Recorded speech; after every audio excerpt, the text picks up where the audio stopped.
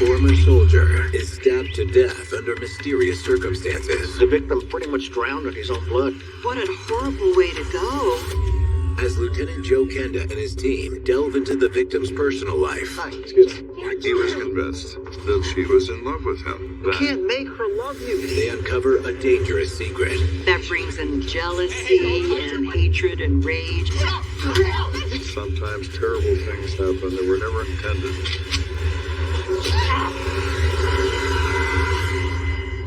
I am always suspicious of people who are found at crime scenes. Of all the places you could be right now, why are you at this one? There's one thing that never changes. Murder.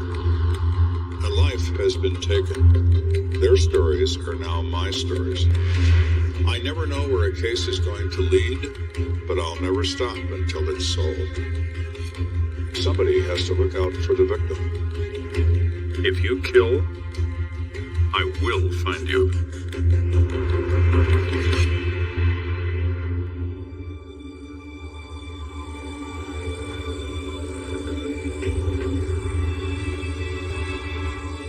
It's closing in on midnight, and most of the residents on West Navajo Street have gone to bed. Except for Kathleen Herzl. She just decided to stay home this particular Tuesday evening. She was flipping through a magazine, listening to a cassette tape on her Walkman.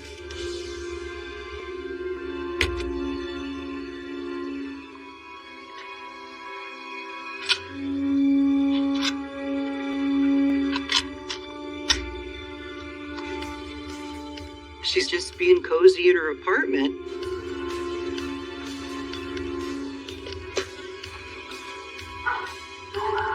And all of a sudden, she hears something that really catches her interest.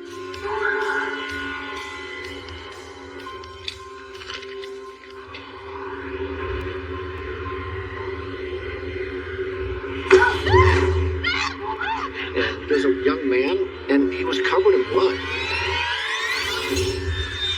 Across town, Lieutenant Joe Kenda is busy, performing an important ritual. I would clean my weapon routinely once a week. I was always very careful to maintain it. That weapon is a self-defense weapon in the hands of a policeman, and your life depends on its condition. And I thought, well, I know who that is at 11 o'clock at night. It's Kennedy. And it was police communications, sir. Dispatch informs me there are multiple stabbing victims in an apartment in the southwest part of the city. Okay, got it.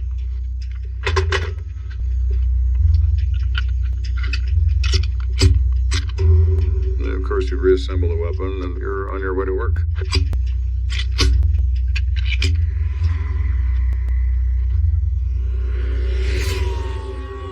Minutes later, Kenda pulls up to a modest apartment complex, swarming with police activity.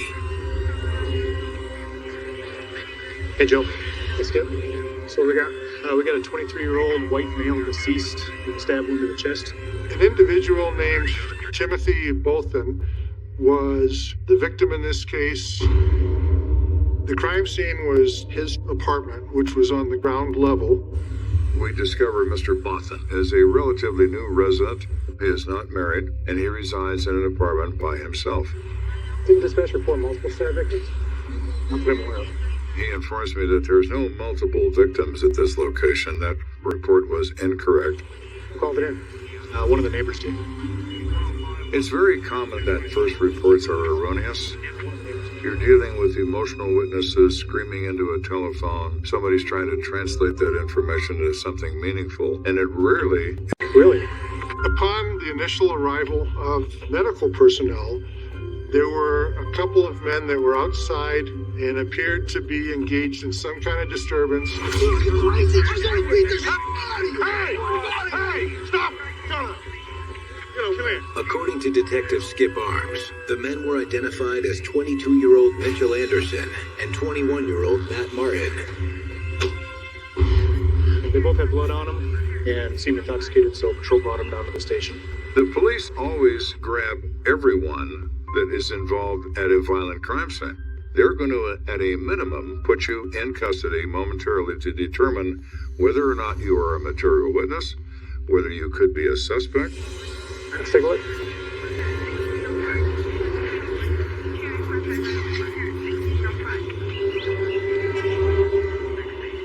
Wow, what a mess. Yep. The scene is very bloody, underneath him as well as around him and on him. And what was unusual is that his feet were propped up on a coffee table. Did the EMTs prop his feet up? No, sir. He was like that when they arrived. Whoever did this must have Army experience. The Army is trained, and it's still true today, that if you suffer a massive traumatic injury to the chest, you are taught to elevate the legs, to cause the blood to drain from the legs into the torso to protect the major organs. Unfortunately, didn't do him much good.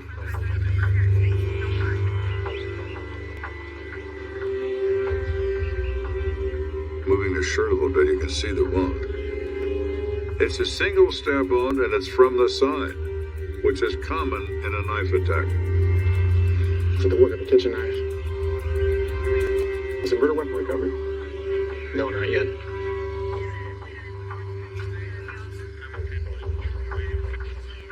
What do you make of that? We did notice that there was one moccasin slipper in the living room. Maybe he was left behind by our suspect when he fled the scene.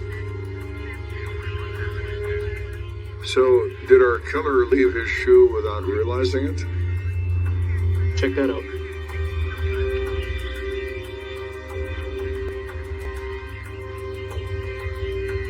There was a spot on the wall that had some blood spatter, and then it was right where the floor and the wall came together.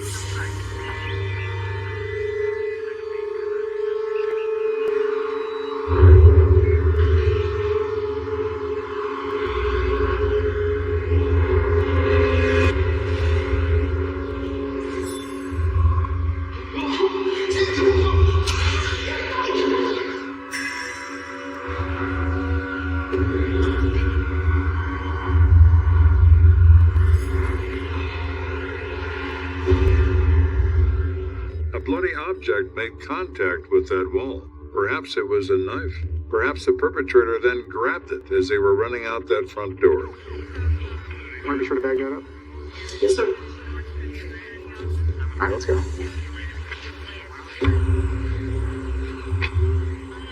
I head outside and I see a distressed young woman. I'm told her name is Lori Wheeler and she lives in an upstairs apartment above the victim. Let's go see what she has to say. Lori lived there with her common-law husband, Mitchell Anderson, and their 3 young children. Lieutenant Cannabis, Detective Arms. Mind if we ask you 2 questions? Of course, go ahead. She was very worried because Mitchell had been detained by the police, and she didn't know what was going on. Can you tell us what happened that time? Yeah, it was about 11, and I heard this pounding on the door. I need to use the phone. Some guy comes to her apartment, covered in blood, very, very distressed, and asking her to call an ambulance. So I ran to the phone and called for help. She said the man had a army fatigue jacket on and a white tank top, and he had blood all over him, and he was very upset. And based on her description, it appeared that it was Matt Martin who had come to her door. Were you at home alone when this happened? Oh no, my 3 kids were asleep, and so was Mitchell. But all the commotion woke Mitchell up. That guy was acting so crazy. Lori explains that's when things spun out of control. What's going on? There's a crazy man here. He's covered in blood. Then she claims that this guy turns around and just slugs her husband, punches him right in the face. So Mitchell chased after him, and that's when the police showed up and took them both away, even though Mitchell was not... Sorry, ma'am. Let's take a step back for a second. Why did this guy punch Mitchell? I don't know. I have no idea. The more she talks, the less sense it makes. This stranger has a number of doors to select from, but he selects her door. And why would he assault Mitchell Anderson without comment? How well do you know the victim, Jim Botham? We'd say hello sometimes. She says that she knows he moved in there a few months ago. She doesn't really know him. I wish I could help you more, but I really don't know anything. I'd like to go back inside to see my kids. It's a bizarre story, but at this point we have no reason to keep this young mother. I will notify if you have any other questions. Do you know when my husband will be allowed to come home? Well, I can't say for sure. Hopefully we'll get a statement and we can sort this all out quickly. I'll bring it back to you. Thank you.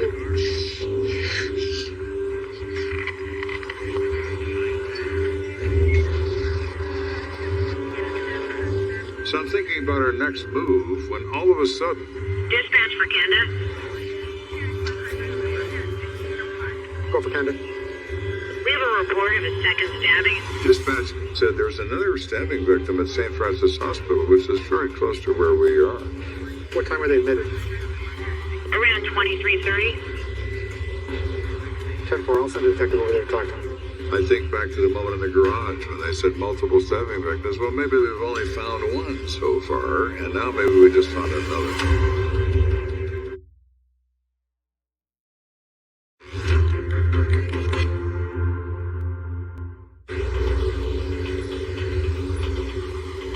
We're investigating the death of Mr. Timothy Bothan, and we've been told there's another victim in a hospital, also stabbed from the same general part of the city.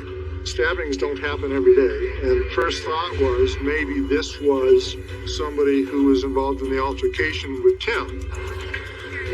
So I send a detective. Go over there and see what the deal is with that. Within minutes, a detective arrives at St. Francis Hospital. Hi, excuse me. I'm looking for someone who checked in a couple hours ago with a stab wound. Oh, yeah. Jeremy Brown. She says he transports himself to St. Francis Hospital with a serious cut to his hand. He was pretty intoxicated when he came in. Something just seemed a little bit off, so we went ahead and reported it. Sure. The nurse calls the police because, in her opinion, it's a stab wound. Do you mind if I talk to him? Yeah, of course, phone me. Great. Hey, Jeremy. This detective would like to ask you some questions. Okay. Hey. Jeremy Brown is a 30-year-old male. He tenses up when that detective walks in the room. Jeremy, can you tell me how you got that nasty cut? It turns out that Mr. Brown is a bartender in a bar about 2 blocks from our crime scene in the commercial district side. Work before I left. Guess I just wasn't thinking straight. And one for the bartender. Cheers. Mr. Brown had an unusual habit. Every time he served you a drink, he'd serve himself one. So Mr. Brown was a little bit under the weather at the time he's trying to cut limes with a bar knife. And he misses badly. Instead of the lime, he cuts himself. Just cut my finger. Oh, man. You're probably going to need stitches for that. Any witnesses to back that story up? Yeah, a couple of my coworkers saw it. Okay. Could you give me some names, maybe? Yeah. Okay, great. There was a misunderstanding. It's an unrelated work injury. Tough one. Thanks for the update. So Mr. Brown is not the victim of anything other than his own intoxication and his inability to handle a knife. Hey, Lieutenant. We canvassed the area, found a neighbor who had contact with the victim earlier tonight. That's good right there? Yeah. Let's go talk to him. So we contact a neighbor named Steve Mullinex. He reports he casually knows Mr. Bothan. Detective Myers.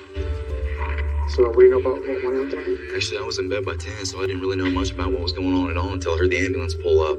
And, I still can't believe it. Literally was just talking to Tim a few hours ago.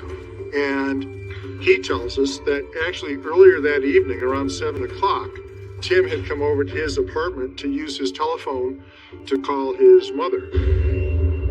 Tim talked to my father before he died, and I think they talked about, coming to see him next summer. We grew up in Minneapolis, Minnesota. I was a middle child, and he was 5 years younger than me, and so he's a baby of the family. Okay, tell us about him.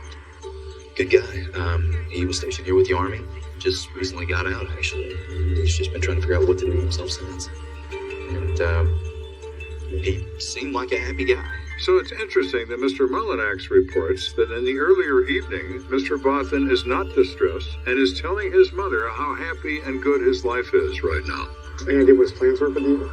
No. Although I did actually say I'm having a beer with a buddy of his outside of his place a little while ago. Can you know what the friend's name was? His army buddy. Oh, man, what's his name? Matt. Oh, I appreciate you. Absolutely. Thank you. So now we've placed Martin in that crime scene at around 8 o'clock. Did something go wrong between Mr. Martin and Mr. Bothan? And how did Mitchell Anderson become involved in this? We don't know. But we're going to find out. I'm about to leave that scene area to go back to headquarters when a car pulls up. Where's Mitchell? And police are thinking, well, who is this and what's she doing here? Where's Mitchell? Excuse me, ma'am, Lieutenant Candace? Are the kids okay? I heard someone died. They find out she's Mitchell's mother, Mardell Anderson, and she had overheard something on the telephone that caused her a lot of concern. And she thought she better come down there because her concern was the 3 small children. Well, the kids are fine. We're going to take your son down to the station and ask him a few questions about an incident.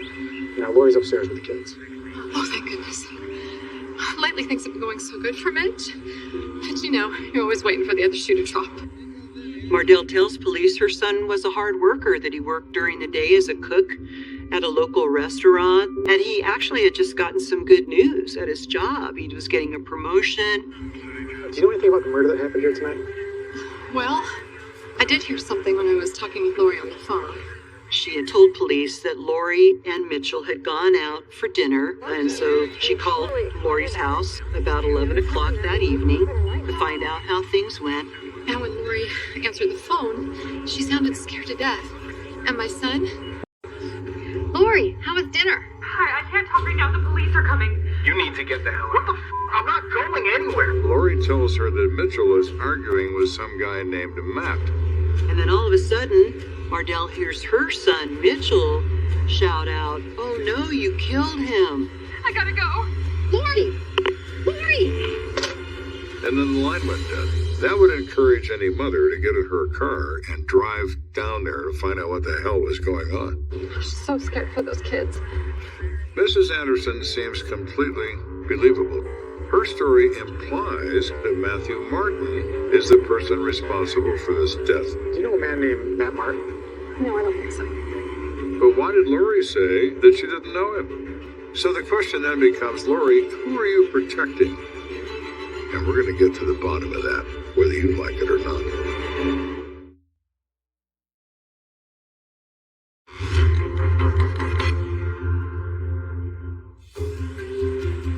So we're investigating the death of Timothy Bothan, recently discharged from the United States Army. We have the witness, Mrs. Anderson, saying she overheard her son say, "You killed him." And those facts are beginning to point a shaky finger at Matt Martin. When Matt Martin and Mitchell Anderson were first contacted, it certainly appeared that one or both of them was possibly under the influence of alcohol. So maybe this murder is a result of a drunken brawl turned deadly. I need a couple of officers to escort Matt Martin and Mitchell Anderson to Memorial Hospital, separately. Copy that, Lieutenant. We felt that it was important as quickly as possible to get them to the hospital to get a blood draw so we could determine what level of alcohol we're dealing with. What about Lori? Now, let's bring her down to the station for a second interview. Maybe she'll remember more of the story. Sure thing. And what about our kids, though? Let's see if Grandma can help out. Got it.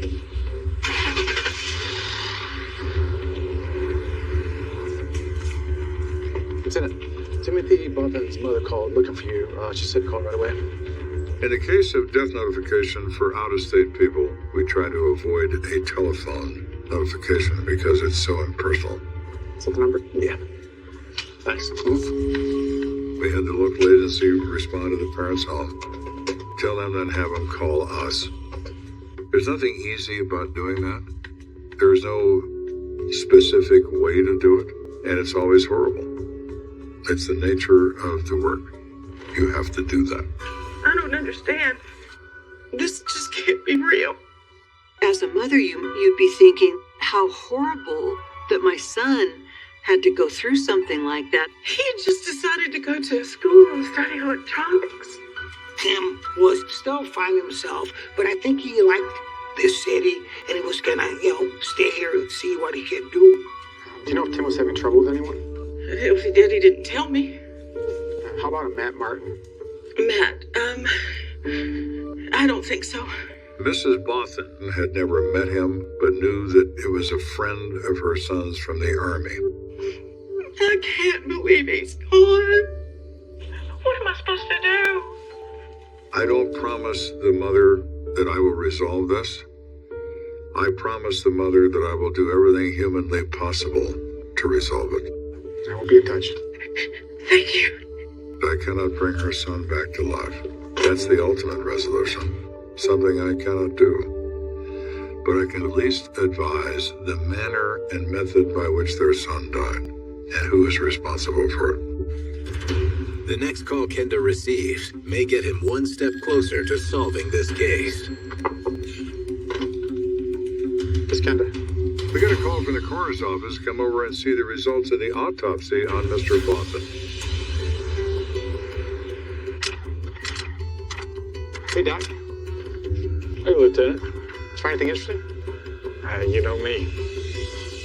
The coroner reports that there was a single stab wound, but it was severed. Drowned to death on his own blood. Okay. It's a fatal stab wound, the magic wound that kills you before anything can be done about it. But I found something else I think you might want to know about. What's that? This wound here. It was extremely superficial, but it was an incised wound, meaning it was caused by a sharp instrument, probably a knife.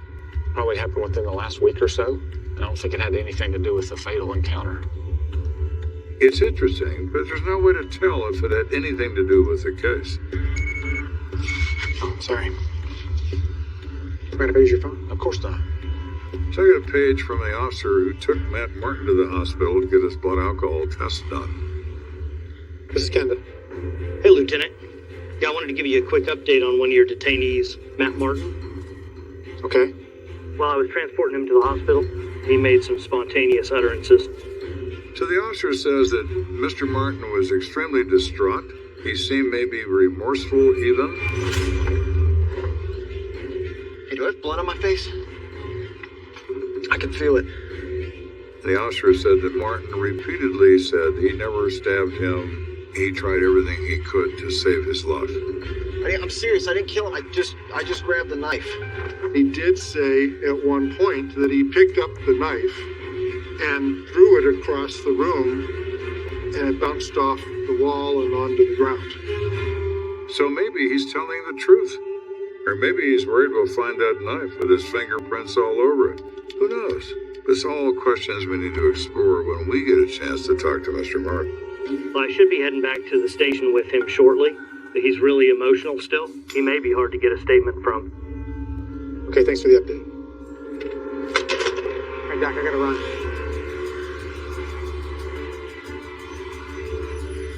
Mr. Kenda. So I'm on my way back to the office, and Detective Arms gets a hold of me. Go for Kenda. Received a telephone call from Cassie Feathers, and she identified herself as the babysitter for Lori's kids.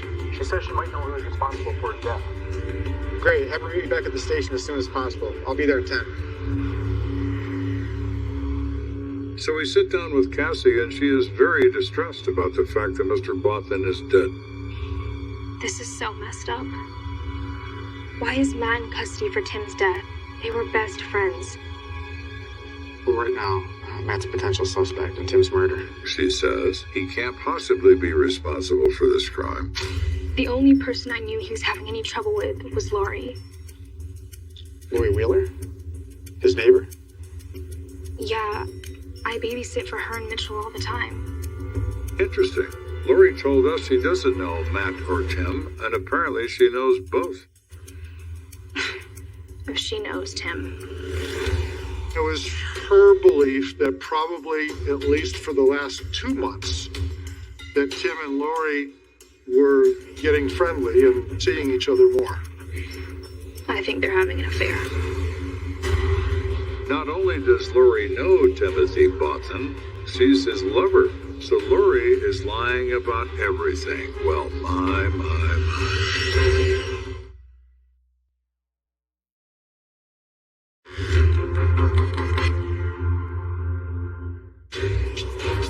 As we are investigating the murder of Tim Bothan, we're talking to the woman who babysits for the kids of Lori Wheeler and Mitchell Anderson. And now it appears we're dealing with a love triangle.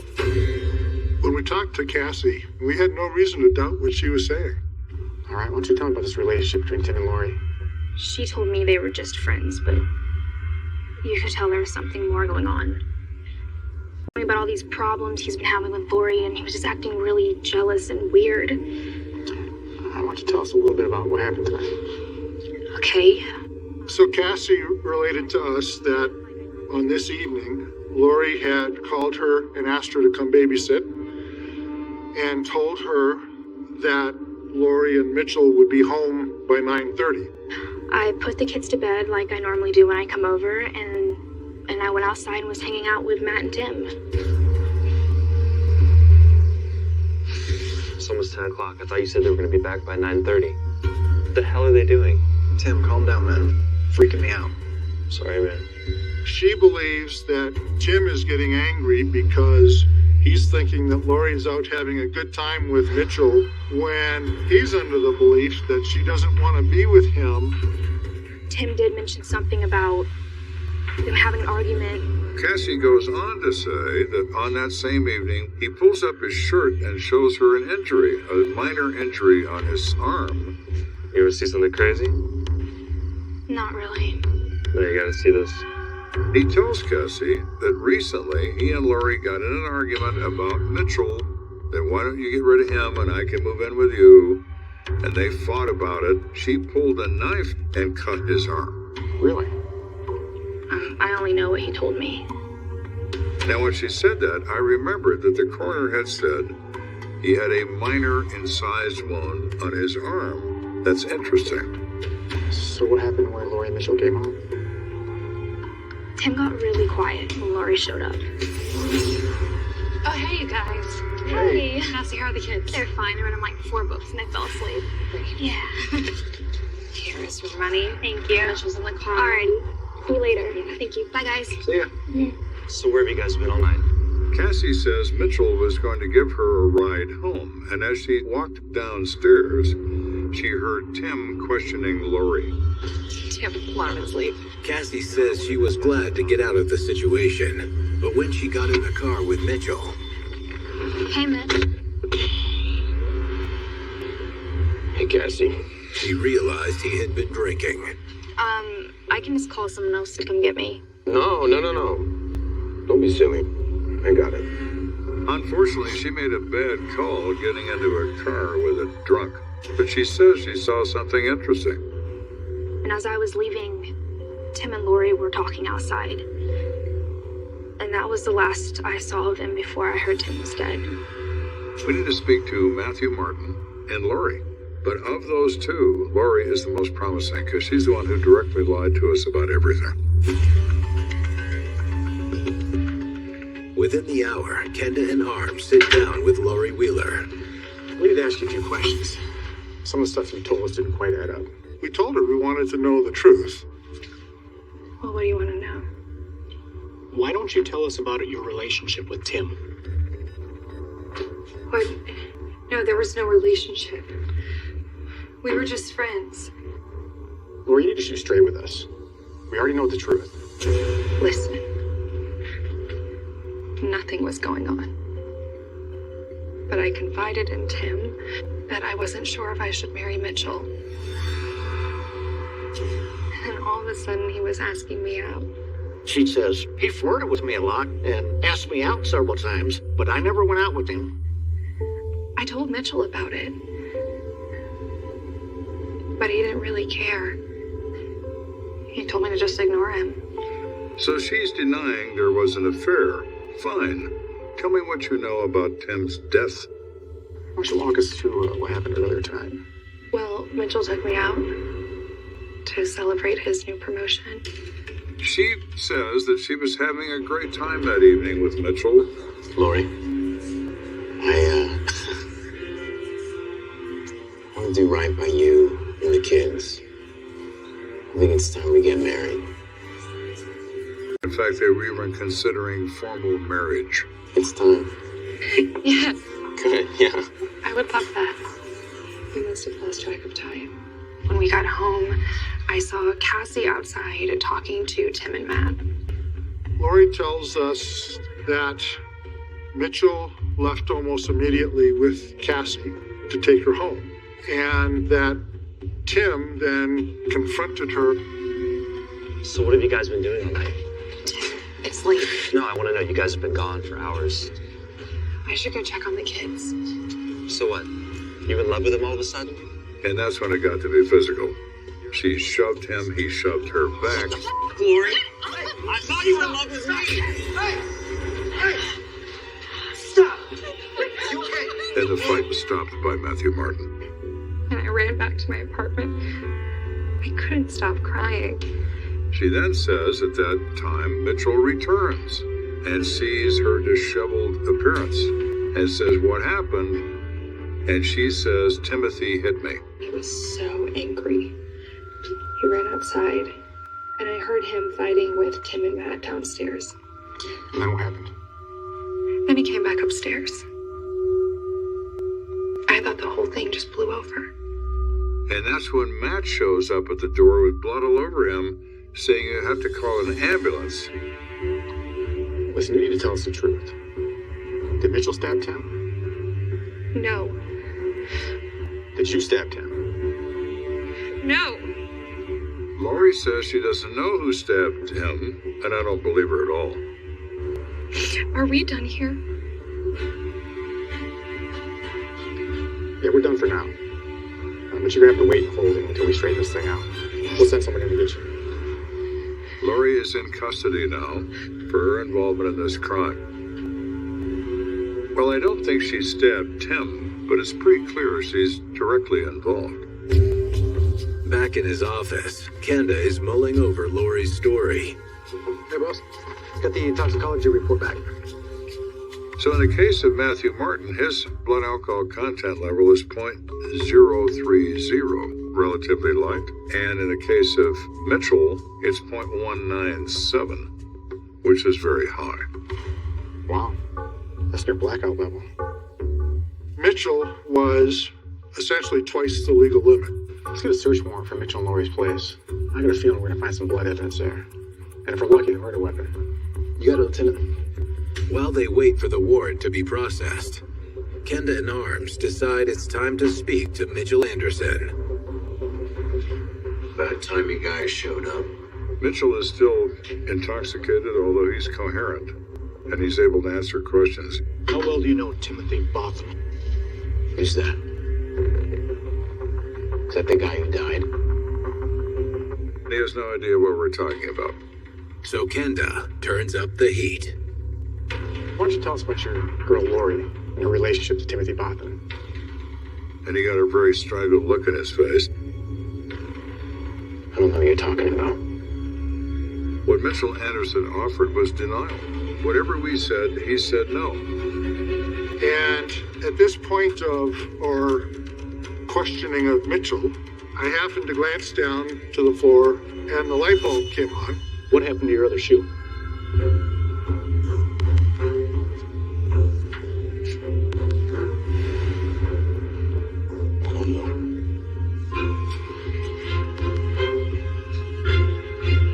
And we look at each other, and we both have the same thought. Well, we know where the other one is.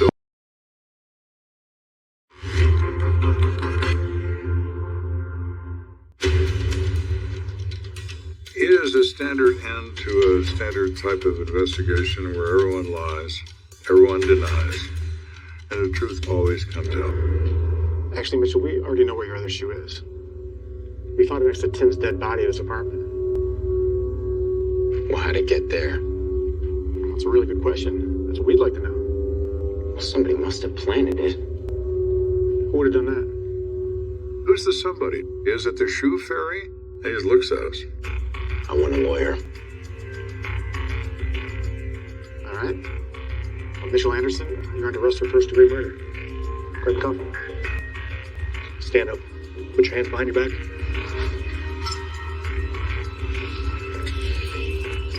though Mitchell isn't cooperating. An active search of Mitchell and Lori's apartment strengthens the case against him.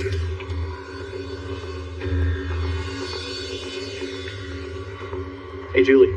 Yeah, take a look at this.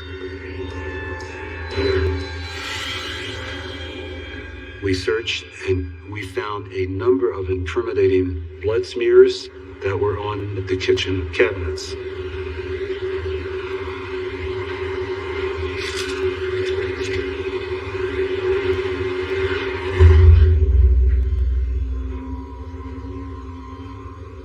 We also found bloody clothing that Mitch Anderson had been wearing. He was trying to conceal it. Although the evidence points to Mitchell as the killer, Kenda and Arms still need to unravel what exactly happened and what part, if any, Lori Wheeler played in Tim's death. Lieutenant? Matthew, have a seat. Matt Martin turned out to be a very key piece to this investigation, and he was able to really define for us everybody's roles and what happened. Look, I hit Mitchell first. I admit it. But that son of a bitch killed Tim. All over a woman. And he just starts talking, and we listen. We don't ask him any questions. He just tells us. Ever since Tim moved into the complex, Lori was just nothing but a flirt. I mean, he thought she really liked him. I told him not to mess with a taken woman, but he wouldn't listen. It's okay, Matt. Just tell us what happened. What we conclude is that Mitchell and Lori had in fact gone out to dinner. And while celebrating, Mitchell consumed a large amount of alcohol. It's been a long time coming. Hey, another one, please. He's essentially blasted on alcohol. Somehow he's able to drive Lori home without getting in a wreck, and then he offers a ride to the babysitter. And as soon as Mitchell left to take Cassie back home, Tim confronted Lori. So what? You love him all of a sudden? No. Well, yeah. Break it off. You, Lloyd. Stop. Lori confronted him then and said, hey, I want to be with Mitchell and we're going to get married. According to Matt, though Tim was angry, it was Lori that escalated the situation. Matt says that Lori has Timothy's hair in her hands.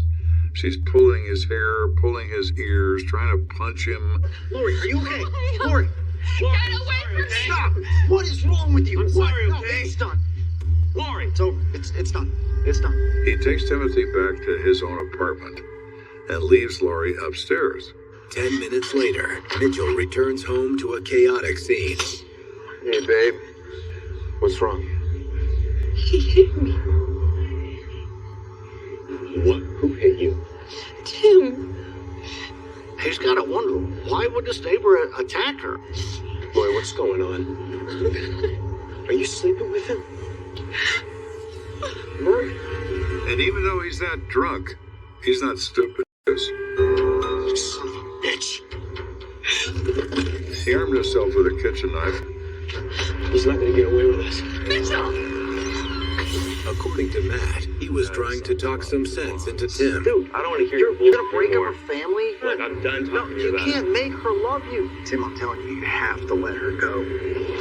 You're being crazy. I'm not. You hit my girl, you son of a bitch.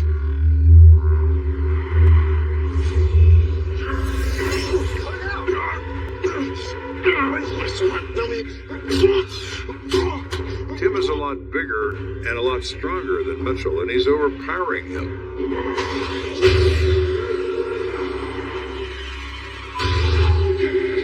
Lori's afraid that Tim's going to hurt Mitchell.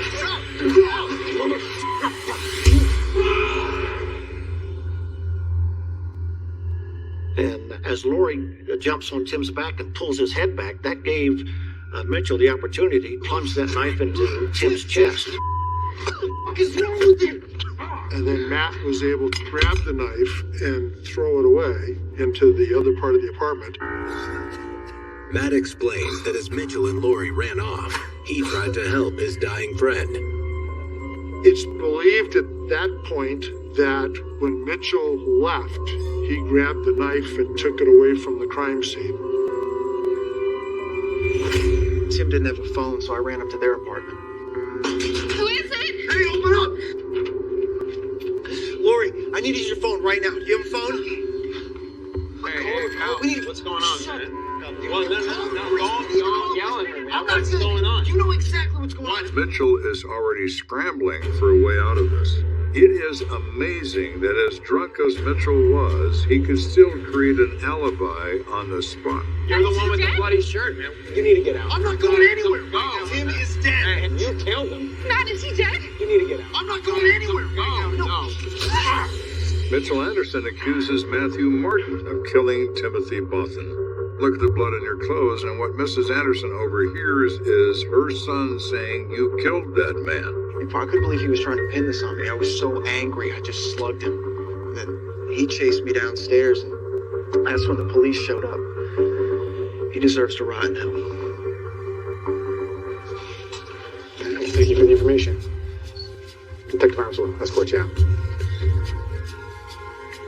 Nobody planned to kill anybody, but he sat and watched his best friend die that night.